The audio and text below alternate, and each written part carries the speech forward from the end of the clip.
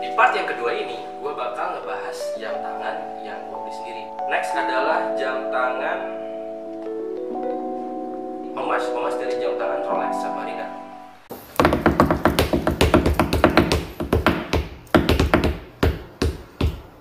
Udah mulai ya? Oke, sekarang kita ada di part ketiga dari curhat koleksi jam tangan.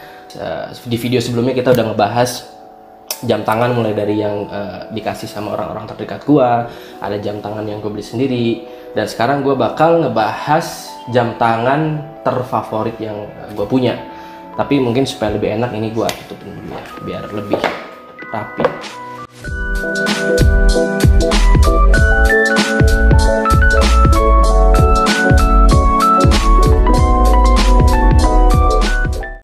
Ini usah di-cut. Oke, kita bakal ngebahas sekarang dari koleksi gua. Ini adalah mungkin jam tangan yang paling gua suka dan favorit di koleksi gua. Karena jujur aja, meskipun lu punya beberapa koleksi jam tangan, tapi lu pasti bakal punya yang bener-bener favorit, yang bener-bener ngena banget di kehidupan lu mungkin ya. Dan ini adalah jam tangannya. Otaknya kecil, jadi namanya favorit. Gak usah banyak-banyak, kalau banyak-banyak bukan favorit namanya.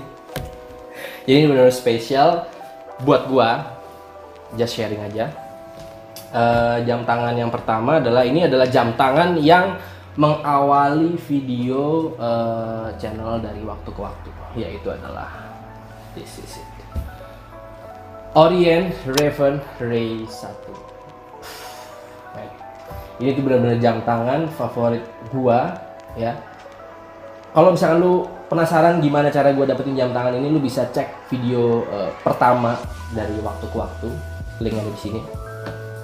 Video ini mungkin nggak akan ngebahas lagi lebih detail karena gua pernah jelasin di video sebelumnya. Tapi mungkin gua bakal sharing cerita-cerita lain dari jam tangan ini.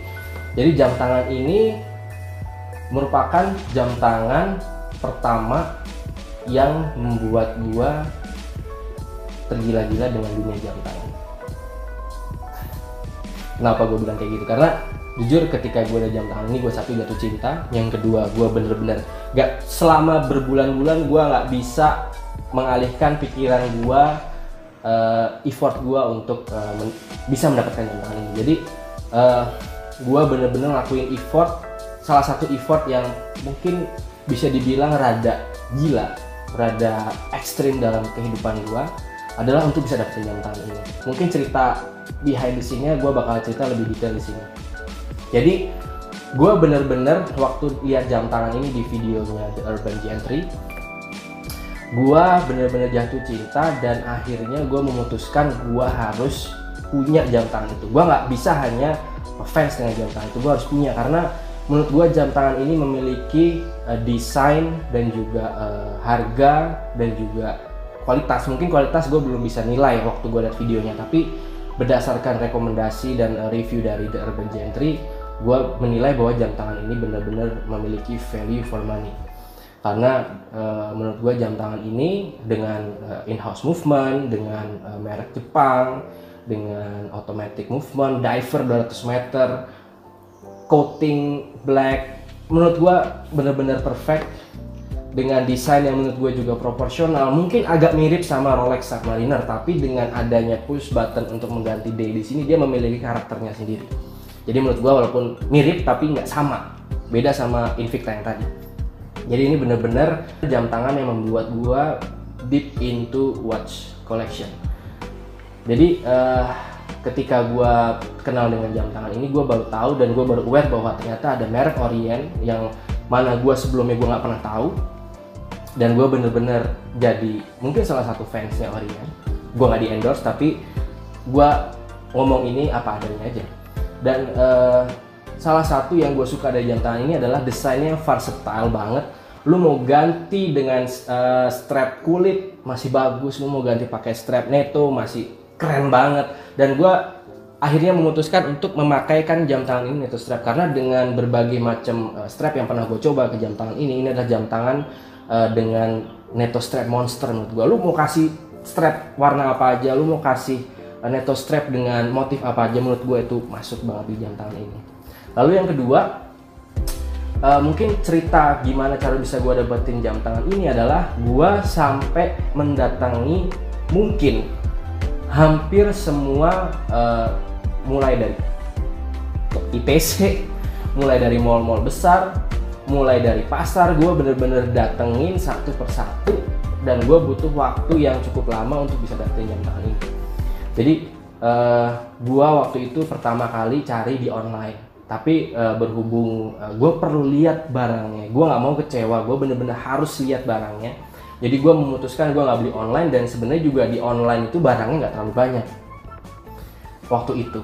Nah, gue cari itu mulai dari, gue kemana ya waktu itu ya, pokoknya dari mall ke mall gue bener-bener datengin satu persatu. Pulang kerja gue dateng ke mall ini untuk nyari, nggak dapet, pulang lagi ke kosan, lalu besoknya gue pulang kerja cari ke mall yang satunya lagi, nggak dapet, balik lagi ke kosan, dan itu terjadi terus menerus sampai akhirnya gue dapetin ini di satu toko yang mau tutup malam-malam. Dan sebenarnya itu merupakan cerita yang bener-bener menurut gue manis ya. Maksud gue gini, ketika lu mau dapetin sesuatu yang menurut lu itu bagus dan worth it, ketika lu memperjuangkan itu dan lu bener-bener ngelakuin hal itu dengan sungguh-sungguh, gue yakin lu pasti dapet kok.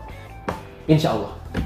Nggak pasti, insya Allah dapet. Jadi ketika gue udah lihat barang ini dan gue masih nawar, maksudnya kayak lu udah nyari muter-muter dapat barangnya, terus udah gitu barangnya dengan kondisi yang masih bagus, masih sangat bagus, masih baru, dan nggak cukup gitu, lu masih nawar gitu. Jadi ya, dan tawaran harga lu tuh masih masuk.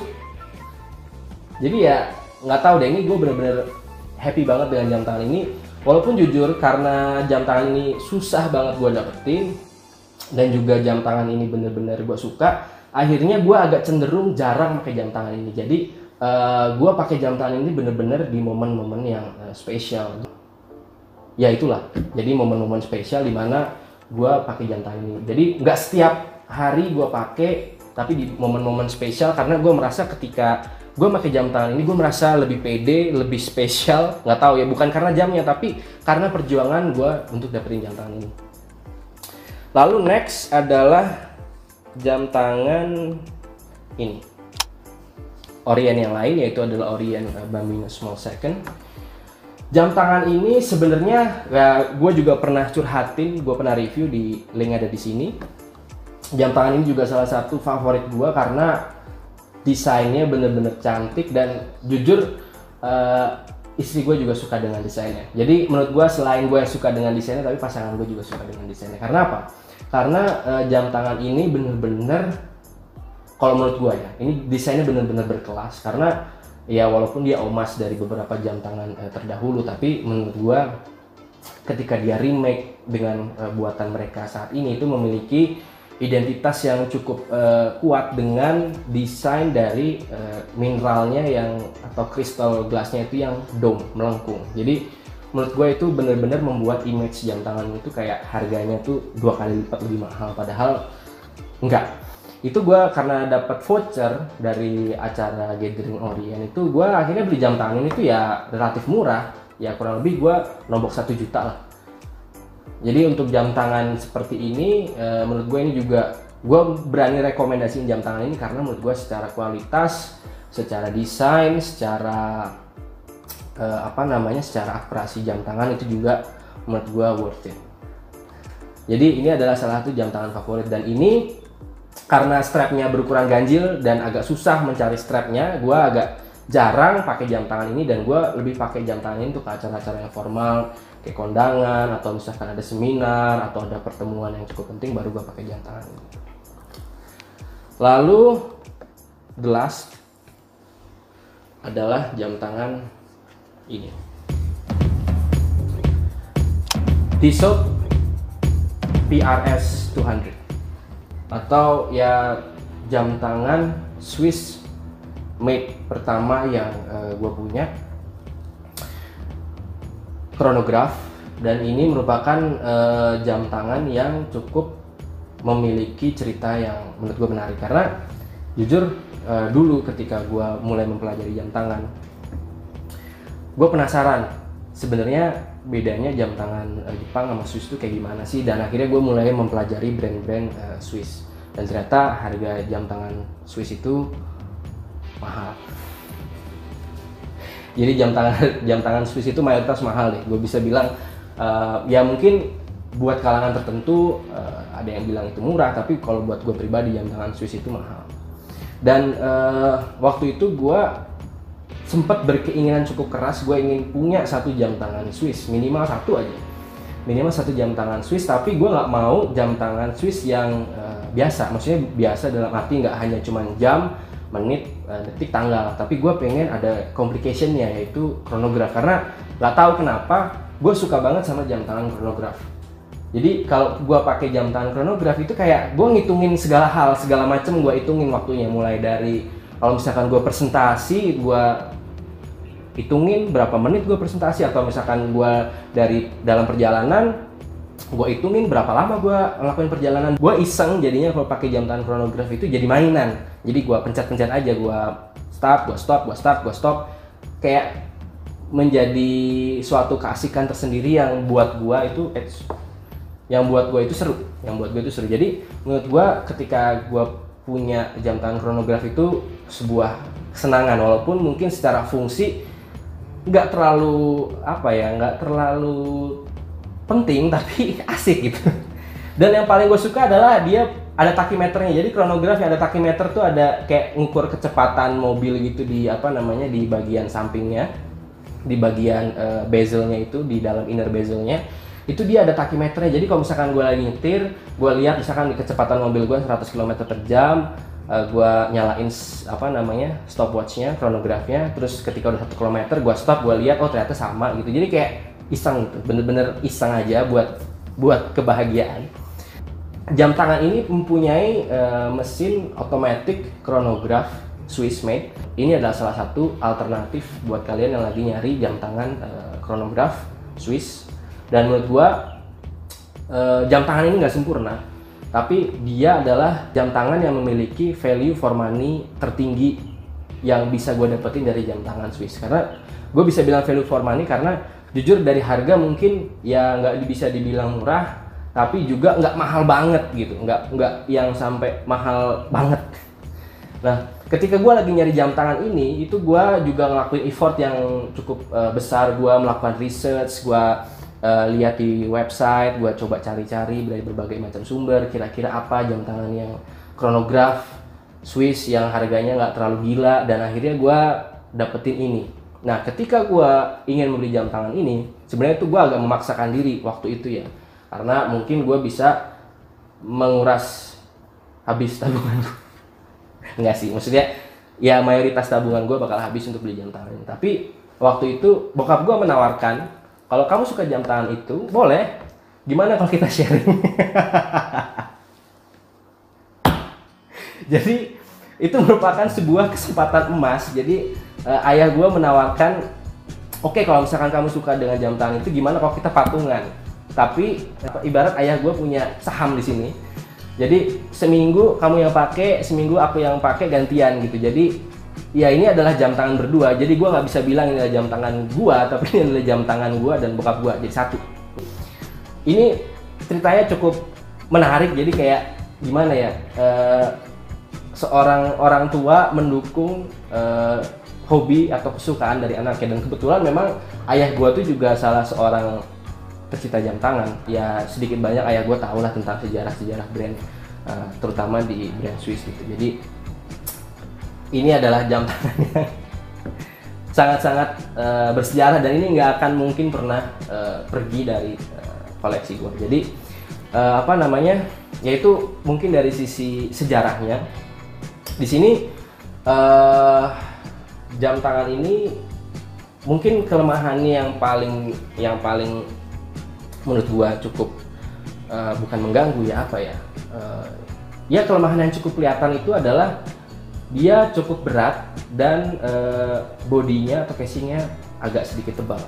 Tapi menurut gue overall jam tangan ini secara harga, kualitas, merek Tissot itu adalah merek yang sangat reputable banget, bersejarah. dan dengan harga yang mungkin nggak terlalu, ya kalian bisa browsing lah kurang lebih harganya berapa, itu bener-bener worth it banget.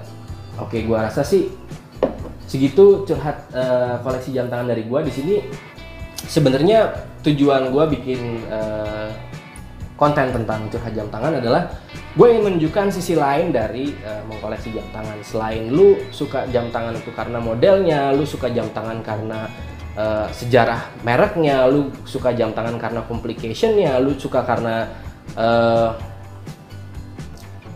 lu bisa bangga pamer dengan jam tangan itu, bukan. Tapi lu dengan membeli jam tangan atau memiliki jam tangan itu, lu bisa mengenang semua sejarah, memori dalam kehidupan lu itu. Kalau buat gue pribadi ya itu di jam tangan. Jadi kayak semacam memory card. Bukan kayak memory card, kayak apa ya? Ada yang tahu mungkin apa namanya istilah yang tepat, bisa tulis di kolom komentar di bawah. Jadi jam tangan itu mengingatkan gue terhadap suatu momen tertentu yang dalam kehidupan gue, menurut gue itu berarti, itu memiliki sejarah. Jadi apa namanya, gue bisa kembali mengenang masa-masa itu tanpa gue harus lihat fotonya, tanpa gue harus lihat videonya, tapi gue ingat, oh gue pakai jam tangan ini ketika melakukan ini, gue pakai jam tangan ini ketika gue lulus dari SMA, gue ketika masuk pertama kali kuliah, pertama kali kerja, gue beli jam tangan pertama, itu gue benar-benar ingat. Dan gue rasa segitu aja curhat koleksi jam tangan dari gue. Semoga itu bisa bermanfaat. Mohon maaf bila ada salah-salah kata, dan mohon maaf apabila terlalu panjang lebar penjelasannya. Dan gue rasa gue akan ngelakuin ini gak akan sering, mungkin setiap 1 tahun sekali, karena ya gue nggak terlalu sering beli jam tangan juga. Jadi ya makanya gue menganggap video ini cukup spesial buat waktu ke waktu. Terima kasih buat yang udah nonton dari part 1, part 2, part 3, dan gue rasa ini adalah closing dari segmen curhat jam tangan. Gue ucapin terima kasih buat kalian yang udah subscribe dan yang udah komen. Gue sangat-sangat mengucapkan terima kasih, dan please untuk terus support channel waktu ke waktu, karena kita akan terus selalu bersama dari waktu ke waktu. Bagi yang belum subscribe, ya, bagi yang belum subscribe, please subscribe channel ini, karena subscribe itu kalau kata YouTuber terkenal di Indonesia, nomor 1 di Asia Tenggara, adalah subscribe itu adalah gratis. Jadi dengan lu klik tombol subscribe, kita akan bakal lebih semangat untuk bikin konten. Nggak setiap hari sih, tapi mungkin setiap minggu.